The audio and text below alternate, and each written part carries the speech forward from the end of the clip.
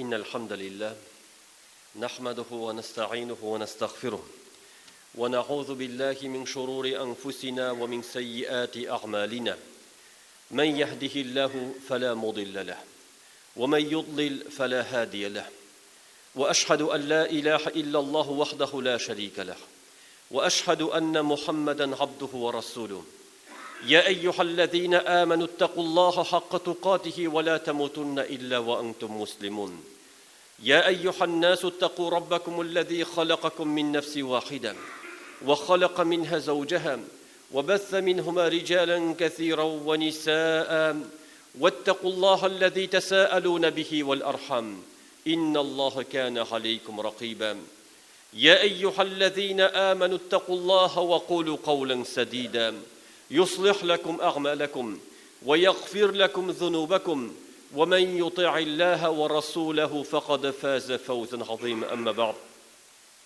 барлык мактауларыбыз бүтән галәмне юктан бар итеп тәрбия кылучы Аллаһ Раббыбызга булсын. Һәм йөрәкләребезнең турыннан чыккан салават шәрифләребез бүтән галәмгә рәхмәт итеп җибәрелгән Аллаһның хак илчесенә Мухаммад саллаллаһу алейхи ва салламга, аның әһле бәйтенә, сахаба кирамнарына һәм аларга ярга тырышкан барча булган мөмин мусульман кардәшләребезгә дә булса иде. Хөрмәтле дин кардәшләрем, Пәйгамбәрбез саллаллаһу алейхи ва саллам бәлки барыбыздагын ишеткән һәм мәшһүр бер хадисендә әйтәм. لا تزول قدم عبد يوم القيامة حتى يسأل عن 40. Адам баласының кыямат көнендә аягы урыныннан кузгалмас, хәтта 10 әйбер турында соралганчы, хәтта 4 әйбер турында соралганчы. Ан гумурихи фима афна. Гомере турында кайда туздырды, гомерен ничек үткәрде? Ваган джасадихи фима абла. Тәнен ничек кулланды? Ваган илмихи маза амила фихи. Һәм гыйлеме турында алган гыйлеме белән нинди гамәл кылды? Ваган малихи мин айна иктасабаху ва фима анфaqahu. Һәм малы турында кайдан кәсеп итте һәм кайда кулланды һәм тотты. Бу хадисне Имам Тирмизи һәм Ибн Хиббан риваят итә. Нашушы мәшһүр хадистә Пәйгамбәрбез саллаллаһу алейхи ва саллям безгә әйтә: без кыямат көнендә соралачакбыз. Һәм соралачакбыз иң беренче үзебезнең гомеребез турында. Аллаһ Тәгалә безгә биргән гомер, без аны ничек үткәрдек? Кайбер риваятларда килә, ваган шабабихи дип килә. Һәм яшьлеге турында дагы соралачак дип килә. Ягъни Аллаһ Тәгалә биргән гомер, ничек без аны үткәрергә тиешлебез? Һәр беребез уйланырга һәм фикерләргә тиешле. Кайбер кешеләр әйтә, һәр кешенең бу дөньяда әгәр дә дөрес итеп яшәргә теләсә, аның максаты булырга тиеш, ягъни миссиясы булырга тиеш дип әйтә. Безгә Аллаһ Тәгалә ул миссияны Коръән Кәримдә әйтте: "Ва ма халактул җинна вал инса илля лиябудун." Кешеләрне һәм җиннәрне бу дөньяга бар иттем, үземә гыйбрәт кылсыннар өчен диде. Ягъни кешеләрнең һәм җиннәр бу дөньяга бар булуның максаты бер Аллаһка гыйбрәт кылып яшәү. Ягъни Аллаһ риза булырлык итеп яшәү. Әлбәттә, Аллаһка гыйбадат кылуга керә намаз уку, ураза тоту, Аллаһның әмерләрен үтәү, әтиянигә изгелек кылу, туганнар арасында җепләрне ныгыту, башкаларга яхшылык эшләү. Ягъни Аллаһ риза булырлык һәр бер гамәл керә. Шуңа күрә без мусульманнар, шушыңар ышанган кешеләр уйланырга тиешлебез. Менә гомеребез үтә. Минем үткән гомерем, яки мин хәзерге хәлдә Аллаһ риза булырлык хәлдәме, мин юкмы? Аллаһ Тәгалә мине үзенә алса, мин үткән гомеремнән мин риза булырлык яшәдемме, юкмы дип кеше үзенә сорау бирергә тиешле. Әгәр дә сорау бирсәм, ул җавабын күрәчәк. Әгәр дә үзе риза түгел икән, ул үзен төзәтергә тырышачак. Тәүбәгә килеп, изге гамәлләр кылырга ашыгачак. Әгәр дә риза булса, яңадан дагын күбрәк изгелекне арттырачак. Шуңа күрә һәр бер кеше уйланырга һәм фикерләргә тиешле. Чөнки икенче сорау булачак: "Ваган джасадихи фима афна, фима абла."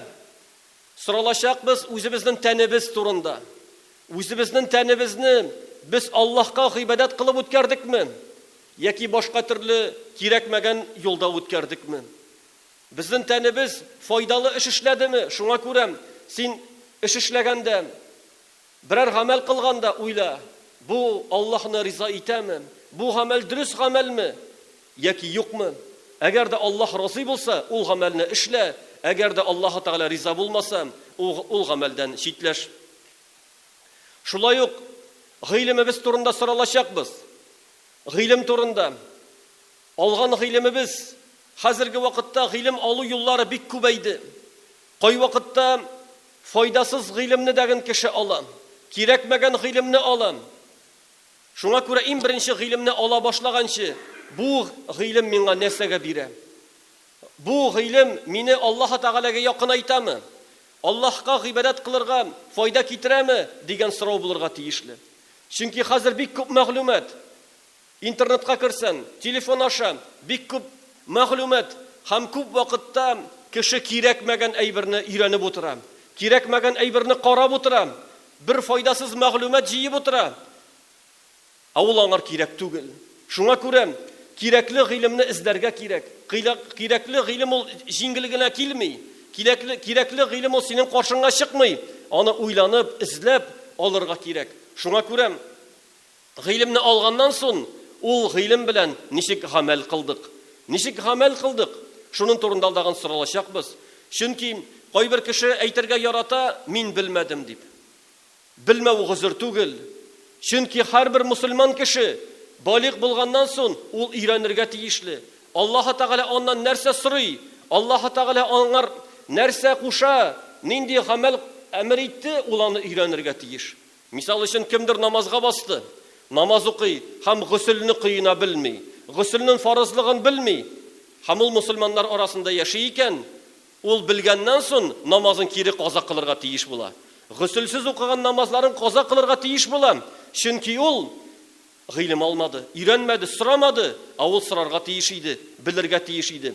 Шуңа күрә гыйлемне өйрәнергә һәм белгән белән гамәл кылырга тиешлебез, һәм без шуның турында соралачакбыз. Шулай ук мал турында. Кайдан алдык һәм кая кулландык? Мал ул аңлыйбыз. Мал Аллаһ Тәгалә биргән нигъмәтләр. Аны Аллаһ Тәгалә безгә кулланыр өчен бирде. Бу дөньяда яшәргә җайлы булсын өчен һәм шуның белән Аллаһка якынайыр өчен Аллаһ Тәгалә безгә мал-мөлкәт бирде. Галимнәр әйтә, кешегә кирәкле булган мал 4 төрле ди. Ашар өчен, ашамлык, эчемлек, кием һәм тора торган урын дип әйтәләр. Ягъни кешегә шушы зарури булган әйберләр шушы. Һәм ул малны ул кәсеп итә. Ничек итеп кешегә мал керә? Мал керү юллары дагы билгеле. Халал юл белән керү, халал кәсеп итү. Сәүдә итү булсын, кулым белән нәрсәдер эшләп сату булсын. Яки эшкә барып, хезмәт кылып, шуның өчен хезмәт хакы алу булсын. Бу халал кәсеп дип атала. Шулай ук мирас белән кешегә мал керергә мөмкин. Якын туганы үлеп китте, һәм мирас белән аңгар байлык керде. Шулай ук мал керергә мөмкин арту белән. Мәсәлән, сыйрын бузаулады, малын артты. Яки син иген чәчтен, көз көне уңыш җыйдың һәм малын артты. Шулай итеп арту белән малын күбәергә мөмкин. Шулай ук мал кәсеп юлларыннан рөхсәт ителгән җирдән җыю. Мәсәлән, җәй көне җиләк җыйды кеше. Җиләк җыйды, шуны сатты. Яки балык тотты, балыгын алды, кулланды, яки сатты. Булар бөтенесе дәген кешегә керә торган халал маллардан санала. Әмма ләкин бар харам маллар. Харам юл белән керә торган маллар бар. Алардан мусульман кеше тыелырга тиеш. Алардан сакланырга тиеш. Мисал өчен харам малларга керә урлау, талап алу, ришвәт акчасы, риба акчасы, кеше малыннан хаксызга алу. Булар бөтенесе дәген харам һәм тыелган акчалардан санала. Шуңа күрә мөселман кеше мондый кәсепне үзенә якын китергә тиеш түгел. Зулым белән кешедән алып калган акча ул сиңа халал түгел. Шуңа күрә андый акчалардан сак булырга кирәк. Һәм әгәр дәген Аллаһ Тәгалә кешегә мал биргән икән, байлык биргән икән, ул әманат. Ул аны дөрес тотырга тиешле. Дөрес итеп кулланырга тиешле, чөнки кыямәт көнендә без соралачакбыз, шушы малыбызны ничек кулландык. Шуңа күрә малны исраф итү ярамый. Малны исраф итү, ягъни харам юлларда куллану, яки теләсә ничек туздыру ярамый. Шуңа күрә кеше әйбер алганда уйланырга тиешле. Бу әйбер кирәкме миңа? Бу исраф түгелме? Бу артык мал түгелме? Кыямәт көнендә шуның турында мин соралачакмын микән дип кеше уйланырга тиешле. Шулай ук малны әрәм итүдән, бузудан сак булырга тиеш. Ягъни саклый торган малны сакларга кирәк. Бузылмасын өчен, ватыла торган әйберне сакларга кирәк, ватылудан ватылмасын өчен.